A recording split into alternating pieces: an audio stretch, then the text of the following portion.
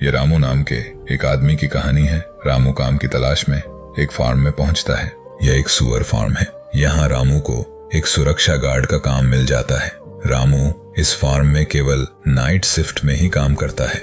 इस फार्म में पहले से काम कर रहे सुरक्षा गार्ड ने रामू को बहुत गंभीरता से समझाते हुए इस फार्म के पश्चिमी दिशा में स्थित गोदाम में जाने से सख्त मनाही करता है। इस बात को सुनकर रामू थोड़ा हिचकिचाता है, लेकिन रामू को इस नौकरी की बहुत जरूरत है, इसलिए वो सुरक्षा गार्ड की सारी बातों को मान लेता है और इस फार्म में काम करने के लिए तैयार हो जाता है। रामू को इस फार्म में काम करने में बहुत मजा आ रहा है, क्योंकि उसका काम बहुत आसान है। हर रात टाइम पे फार्म में आना, फार्म के चारों तरफ चक्कर लगाना, बाकी समय आराम से बैठकर कैमरा पे निगरानी करना। लेकिन एक दिन रात के ठीक 12 बजे फार्म में अलर्ट अलार्म बज गया। रामू ने कैमरे में देखा तो उसे कुछ भी असामान्य नजर नहीं आया, इसलिए रामू अपने कमरे से बाहर जाकर चेक करने का फैसला करता है। रामू फार्म के चारों तरफ देख चुका था, उसे कुछ भी असामान्य नजर नहीं आया, इसलिए रामू अपने कमरे की तरफ लौट आया।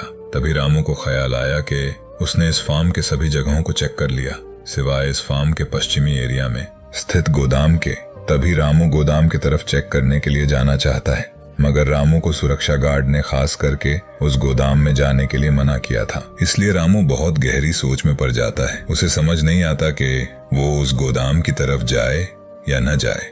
रामू कुछ देर दूर से ही उस गोदाम को देखता रहता है। तभी अचानक से रामू को उस गोदाम से अजीब सी आवाजें सुनाई देने लगी। धीरे धीरे आवाजें बहुत तेज आने लगी। रामू जल्दी से गोदाम से आ रही आवाज को गौर से सुनने की कोशिश करने लगा। रामू को ऐसा लगा जैसे कोई चोर सुअरों को चुराने आया है, इसलिए रामू एक बार उस गोदाम में जाकर चेक करने का फैसला करता है। रामू जल्दी से गोदाम की तरफ दौड़ता है। रामू जैसे ही गोदाम के दरवाजे तक पहुंचता है, उसे अंदर से किसी के जोर जोर से हंसने की आवाजें सुनाई पड़ती हैं। रामू दरवाजे पे ही रुक जाता है और दरवाजे के छेद से गोदाम में देखने का प्रयास करता है। रामू को अंदर कुछ भी साफ नजर नहीं आता। उसे ऐसा लगता है जैसे कोई मोटा आदमी अपने हाथ में कसाई का चाकू लिए खड़ा है। अच्छे से देखने पर रामू को अंदर 3 लोग एक साथ बंधे हुए दिखे, जो अपनी जिंदगी की भिख मांग रहे थे। अंदर चाकू लिए खड़ा व्यक्ति कोई इंसान नहीं बल्कि सुअर के सिर वाला एक राक्षस है। उसे देखते ही रामू बहुत डर गया। उसके हाथ पैर कांपने लगे। रामू डर के मारे दरवाजे से पीछे हटने लगा। तभी रामू से एक लकड़ी का टुकड़ा नीचे गिर जाता है। लकड़ी की आवाज सुनते ही वो सुअर के शकल का राक्षस गोदाम से बाहर आने लगा। रामू डर के मारे भागने लगा। राक्षस ने रामू को भागते हुए देख लिया। वो भी रामू का पीछा करने लगा। रामू अपनी जान बचाने के लिए एक गटर के अंदर कूद गया। रामू को गटर के बदबू से बहुत उल्टी आ रही थी, मगर अपनी जान बचाने के लिए रामू चुपचाप अंदर छुपा रहा। राक्षस भी गटर के पास आ गया।